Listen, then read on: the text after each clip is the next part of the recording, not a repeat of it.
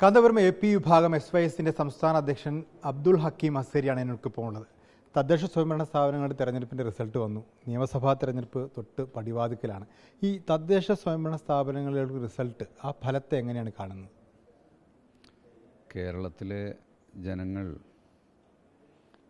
ഒരു തീരുമാനമെടുക്കുന്നത് കാര്യങ്ങളെ മനസ്സിലാക്കിക്കൊണ്ടും അവസ്ഥയെ നിരീക്ഷിച്ചുകൊണ്ടുമാണ് എന്നാണത് മനസ്സിലാകുന്നത്. UDFന് അനുകൂലമായൊരു വിധിയായിരുന്നു. അങ്ങനെ തന്നെയാണോ വരേണ്ടിയിരുന്നതെന്നാണ് കണക്കാക്കുന്നത്? അല്ല, പഞ്ചായത്ത് തെരഞ്ഞെടുപ്പുകളിൽ പ്രാദേശികമായ വികസനത്തെയും പൊതുകാര്യങ്ങളെയും മുൻനിർത്തിക്കൊണ്ടാണല്ലോ. അപ്പോൾ അതിനൊരു സംസ്ഥാന തലത്തിലുള്ള ഒരു ആലോചനയുടെ ഭാഗമാണ് എന്ന് മാത്രം പറയാൻ പറ്റില്ല.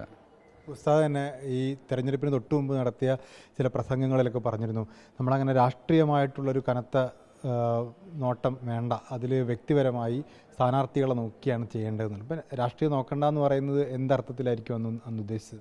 അല്ല, ആ അർത്ഥത്തിൽ തന്നെയാണ്. ഓരോ പ്രാദേശിക തലത്തിൽ ഓരോ നാടിൻ്റെ വികസനം, ഗ്രാമസഭകൾക്ക് അതുപോലെ പഞ്ചായത്തിനുള്ള അധികാരങ്ങൾ അതെത്രമാത്രം വിനിയോഗിക്കുന്നുണ്ട് എന്നതിനെക്കുറിച്ചൊന്നും സാധാരണക്കാരൻ ബോധവാനാകാനുള്ള അവസരം കൊടുക്കാതെ മറ്റു പല ദേശീയ അന്തർദേശീയ വിഷയങ്ങളും ഉയർത്തി അങ്ങനെ ഒരു വൈബ് സൃഷ്ടിക്കുന്ന രീതി, അതിൽ നിന്നൊരു മാറ്റം ഉണ്ടാകണം എന്നാണ് ഞാൻ അന്ന് പറഞ്ഞത്. ഇതിപ്പോൾ ഒരു UDFന് അനുകൂലമായ ട്രെൻഡാണ്. അത് നിയമസഭാ തെരഞ്ഞെടുപ്പ് വരെ നിലനിൽക്കുന്ന ഒരു ട്രെൻഡായിട്ട് കണക്കാക്കുന്നുണ്ട്. രാഷ്ട്രീയത്തിൽ നമ്മൾ അങ്ങനെ ഒരു പൂർണ്ണമായ നിരീക്ഷണവും അന്വേഷണവും പറയുന്നൊരു സമയമല്ല ഇത്. കുറച്ചുകൂടെ കഴിഞ്ഞാലാണ് നിയമസഭയെക്കുറിച്ച് പറയാൻ പറ്റുക. എങ്ങനെയാണ് ഇപ്പോൾ ഇന്ന് INL പോലുള്ള ഒരു ന്യൂനപക്ഷ പാർട്ടി പറയുകയാണ്, CPMന് പരമ്പരാഗതമായി കിട്ടിക്കൊണ്ടിരുന്ന ന്യൂനപക്ഷ വോട്ടുകൾ, പ്രത്യേകിച്ച് മുസ്ലിം വോട്ടുകൾ ഇത്തവണ കിട്ടിയില്ല. സ്വാഭാവികമായിട്ടും അത് ഉദ്ദേശിക്കുന്നുണ്ടാവുക കാന്തപുരം വിഭാഗം സമസ്തയായിരിക്കുമല്ലോ, CPMമായ അനുഭാവമുള്ളൊരു വിഭാഗം എന്ന രീതിയിൽ. അങ്ങനെ ഒരു കൊഴിഞ്ഞുപോക്കുണ്ടായോ ഇത്തവണ? അല്ല, ഞങ്ങൾ ഏതെങ്കിലും ഒരു വിഭാഗത്തെ അങ്ങനെ ഒരു സംസ്ഥാനാടിസ്ഥാനത്തിൽ പിന്തുണയ്ക്കുക അല്ലെങ്കിൽ പിന്തുണക്കാതിരിക്കുക എന്ന വിഷയം ഉണ്ടായിട്ടില്ല. മറ്റൊന്ന്, നമ്മളാരെങ്കിലും പിന്തുണച്ചാലും ഇല്ലെങ്കിലും അവരുടെ വിജയപരാജയങ്ങളെന്ന് പറയുന്നത് അത് ഞങ്ങളെ ബാധിക്കുന്ന പ്രശ്നമല്ല. ഞങ്ങളൊരു കക്ഷി രാഷ്ട്രീയത്തിൽ സജീവമായുള്ള ഒരു സംഘടനയല്ലല്ലോ. ന്യൂനപക്ഷ വോട്ടുകൾ കിട്ടാതിരിക്കാൻ പ്രധാനമായി ഉയർത്തി കാണിക്കപ്പെടുന്നത് ഈ വെള്ളാപ്പള്ളി നടേശനെ പോലെ മലപ്പുറത്തെ സ്ഥിരമായി അധിക്ഷേപിച്ചുകൊണ്ടിരിക്കുന്ന വർഗീയ പരാമർശം നടത്തുന്ന ഒരു വ്യക്തിയെ കൂടെ കൂട്ടി എന്നുള്ളതാണ്. അദ്ദേഹം ഇടതുമുന്നണിയുമായി മുഖ്യമന്ത്രിയുമായി അടുത്ത് നിൽക്കുന്നു. സ്വാഭാവികമായിട്ട് അതിനോടൊരു പ്രതികരണം മുസ്ലിം ന്യൂനപക്ഷങ്ങളുടെ ഭാഗത്തുനിന്നുണ്ടായി എന്നാണ് പറയുന്നത്. ജാതീയമായ ധ്രുവീകരണത്തിന് ഉതകുന്ന രീതിയിലുള്ള വെറുപ്പിൻ്റെ സന്ദേശങ്ങൾ മറുപടിയില്ലാതെ ആവർത്തിക്കപ്പെട്ടു എന്നത് സംസ്ഥാനത്ത് നേരിട്ട് കണ്ടിട്ടുള്ള ഒരു കാര്യമാണ്. അങ്ങനെ ഒരു ധ്രുവീകരണം വരുന്നുണ്ടോ എന്ന് ജനങ്ങൾ നന്നായി ചിന്തിച്ചു എന്ന് ഈ ഇലക്ഷനിൽ നമുക്ക് നിരീക്ഷിക്കാൻ കഴിയുന്നുണ്ട്. അതിൻ്റെ ഒരു പ്രതികരണം തന്നെയാണ് കണ്ടത്. യഥാർത്ഥത്തിൽ ഗവൺമെൻറ് തന്നെയാണല്ലോ അങ്ങനെയുള്ളൊരു ധ്രുവീകരണം ഈ നാട്ടിലില്ല, അല്ലെങ്കിൽ ഈ വിദ്വേഷത്തിൻ്റെ ഒരു അവസ്ഥ ഈ നാട്ടിലില്ല എന്ന് വരുത്തേണ്ടത് ഗവൺമെൻറ്റിൻ്റെയാണ് ഉത്തരവാദിത്വം, അത് മറ്റാരുടേതുമല്ല. അതായത് ഈ വെള്ളാപ്പള്ളി നടേശൻ ഉണ്ടാക്കുന്ന ഈ ധ്രുവീകരണം ഇല്ലാതാക്കാൻ സർക്കാർ തലത്തിൽ അല്ലെങ്കിൽ CPM എന്ന പാർട്ടി ഒരു ഇടപെടൽ നടത്തിയില്ല എന്നുള്ളതാണ് ഇപ്പോൾ മനസ്സിലാവുന്നത്. അതെ, വെള്ളാപ്പള്ളി, ഞാൻ നേരത്തെയും പറഞ്ഞിട്ടുണ്ട്, അദ്ദേഹത്തിൻ്റെ പ്രായാധിക്യം അദ്ദേഹത്തിൻ്റെ പല വാക്കുകളിലും പ്രസ്താവനകളിലും നിഴലിച്ചു വരാറുണ്ട്. അപ്പോൾ അദ്ദേഹം തൻ്റെ ഓഫീസും കുടുംബവും സാഹചര്യവും ഒക്കെ ന്യൂനപക്ഷങ്ങളുമായി വളരെ അടുത്ത് നിൽക്കുന്നതാണ് എന്നൊക്കെ പറയപ്പെടാറുണ്ട്. ഏറെക്കുറെ നമുക്കും അറിയാവുന്ന കുറേ കാര്യങ്ങളുണ്ട്.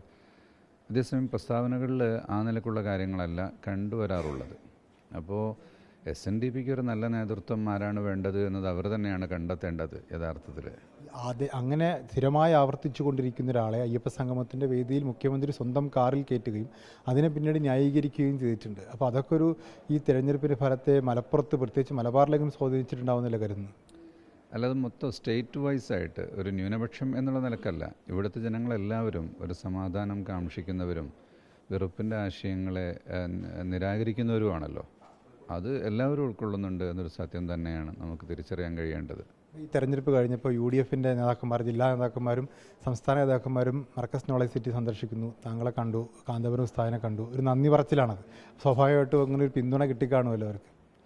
വിജയിച്ച സ്ഥാനാർത്ഥികൾ മിക്കവരും വന്നിട്ടുണ്ട്, ഇരുപക്ഷത്തു നിന്നും വന്നിട്ടുണ്ട്. ഇലക്ഷന് മുമ്പും അങ്ങനെ തന്നെയാണ്, പലരും വന്നിട്ടുണ്ട്, എല്ലാ ഭാഗത്തുള്ള ആളുകളും വന്നിട്ടുണ്ട്. അങ്ങനെ ഏതെങ്കിലും ഒരു പക്ഷത്തിന് പിന്തുണ കൊടുക്കുന്ന രീതി ഇല്ല എന്നറിയാം, എങ്കിൽ പോലും ഈ UDFന് ഈ ഒരു വിജയം അത് അർഹിച്ചതാണെന്ന് കരുതുന്നുണ്ടോ? അല്ല, ഞങ്ങളൊരു ആശയത്തിലും നിലപാടിലും എന്ത് നിലക്ക് നിൽക്കുന്നു എന്നുള്ളത് നോക്കിയിട്ടാണ് പാർട്ടിക്കാരെ നമ്മളെ കാണുന്നത്. അവർക്ക് വോട്ട് കിട്ടിയോ ഇല്ലേ എന്ന് നോക്കിയിട്ടല്ല. വോട്ട് കൊടുക്കുന്ന പതിവില്ല.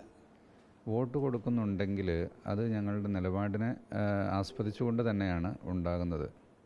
ഈ ഒരു മൂന്നാം തുടർഭരണം ഉണ്ടാകുമെന്ന് പ്രതീക്ഷിച്ചുകൊണ്ടാണ് LDF മുന്നോട്ട് പോകുന്നത്. UDF ആണെങ്കിൽ ഈ തദ്ദേശ സ്വയംഭരണ തെരഞ്ഞെടുപ്പിൻ്റെ വലിയ നേട്ടത്തിൽ ആത്മവിശ്വാസത്തിലുമാണ്.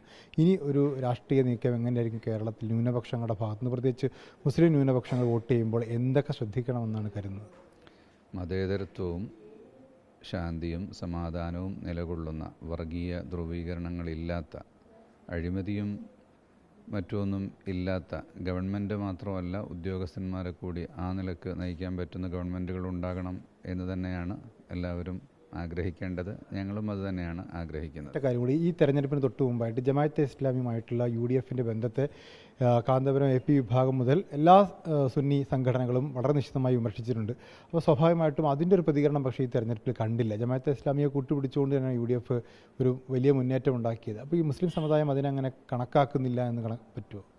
അത് മാത്രമല്ലല്ലോ ഒരു ഇലക്ഷനിൽ നോക്കേണ്ടത് എന്നുകൂടെ നമ്മൾ മനസ്സിലാക്കേണ്ടതുണ്ട്. ഒരു മൈനോറിറ്റി ന്യൂനപക്ഷത്തെ അധികരിച്ചുകൊണ്ട് മാത്രമുള്ള ഒരു ചർച്ചയല്ല, അതൊരു നിലപാടാണ്. അങ്ങനെയുള്ളൊരു വിഭാഗത്തെ കൂടെ കൂട്ടേണ്ടതുണ്ടോ ഇല്ലയോ എന്നുള്ളതാണ് മുസ്ലിം സംഘടനകൾ എല്ലാം ചേർന്ന് പറഞ്ഞത്. അതിനെ മാത്രം നിലപാടെടുത്തുകൊണ്ടല്ലല്ലോ ഇലക്ഷനിൽ വോട്ട് വീഴുന്നത്. ഈ നിയമസഭാ തെരഞ്ഞെടുപ്പിലും ഇതേ സഖ്യം അല്ലെങ്കിൽ ഇതേ ധാരണകൾ UDF ആവർത്തിക്കാനുള്ള സാധ്യതയാണ് മുന്നിൽ കാണുന്നത്. UDFന് അവരുമായി ഒരു സഖ്യം ഇല്ലെന്നും അങ്ങനെയുള്ള ഔദ്യോഗിക സഖ്യം ഉണ്ടാവുകയില്ല എന്നും UDFൻ്റെ മുതിർന്ന ആളുകൾ പലരും പറഞ്ഞിട്ടുണ്ട്, ആവർത്തിച്ച് പറഞ്ഞിട്ടുണ്ട്. അങ്ങനെയുള്ള സഖ്യത്തിന് അവർ മുതിരുമെന്ന് തോന്നുന്നില്ല. അതവർക്ക് നഷ്ടം തന്നെ ഉണ്ടാക്കുകയുള്ളൂ. ജമാഅത്തെ ഇസ്ലാമി ഒരു മതരാഷ്ട്രവാദം ഉപേക്ഷിച്ചു എന്ന് VD സതീശൻ പ്രതിപക്ഷ നേതാവാണ് പറയുന്നത്.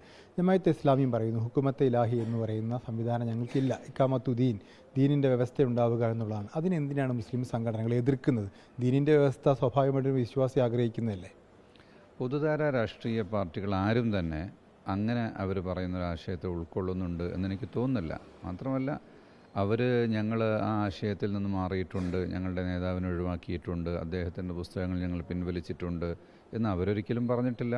അവർക്ക് വേണ്ടി വേറെ ആരും അത് പറയേണ്ടതും ഇല്ല. യഥാർത്ഥത്തിൽ അങ്ങനെ ഒരു സർട്ടിഫിക്കറ്റ് കൊടുക്കേണ്ട ആവശ്യമില്ല. അവർ തന്നെ ആഗ്രഹിക്കാത്തൊന്നും നമ്മളെന്തിനാണ് കൊടുക്കുന്നത്? ലോക്കൽ ബോഡി തെരഞ്ഞെടുപ്പ് അങ്ങനെ പ്രത്യേകിച്ച് സമസ്തയുടെ പിന്തുണയോടുകൂടി ഉണ്ടായൊരു ഫലമാണെന്ന് പറയാൻ സാധിക്കില്ല. അല്ല, ലോക്കൽ ബോഡി ഒരു സംസ്ഥാനാടിസ്ഥാനത്തിലുള്ള ഒരു കണക്ക് കൂട്ടലല്ല എന്നുള്ള കാര്യം ഞാൻ പറഞ്ഞല്ലോ. സമസ്തയുടെ ആളുകൾ കാര്യക്ഷമമായിട്ട് തന്നെ വോട്ട് ചെയ്തിട്ടുണ്ട്, അതിൻ്റേതായ ഫലങ്ങൾ കണ്ടിട്ടുമുണ്ട്. ഈ നിയമസഭാ തെരഞ്ഞെടുപ്പ് ഒരു ട്രെൻഡ് നിലനിൽക്കണമെന്നും ഇല്ല. നിയമസഭയ്ക്ക് മറ്റൊരു രീതിയിലാണ്. അത് സംസ്ഥാന തലത്തിലുള്ള ഒരു പൊതുവായ തീരുമാനവും ആ നിലക്കുള്ള നിലപാടുമാണല്ലോ അതിലുണ്ടാകേണ്ടത്. സർക്കാരിന് മുഖ്യമന്ത്രിയോ തിരുത്താനുള്ള സമയമുണ്ടെന്നർത്ഥം? തീർച്ചയായും തിരുത്തേണ്ട കാര്യങ്ങളെല്ലാവരും തിരുത്തേണ്ടതുണ്ട്. നന്ദി. സ്വാഭാവികമായിട്ടും ഇത് ഒരു ജനറൽ ട്രെൻഡായി കണക്കാക്കാൻ സാധിക്കില്ലെങ്കിൽ കൂടി ചില തിരുത്തലുകൾക്കുള്ള അവസരം ഉണ്ട് എന്ന് തന്നെയാണ് ഉസ്താദ് പറഞ്ഞു വെക്കുന്നത്. വീഡിയോ ജേർണലിസ്റ്റ് ഷബീർ വടക്കേങ്ങർക്കൊപ്പം VS രഞ്ജിത്ത്, റിപ്പോർട്ടർ.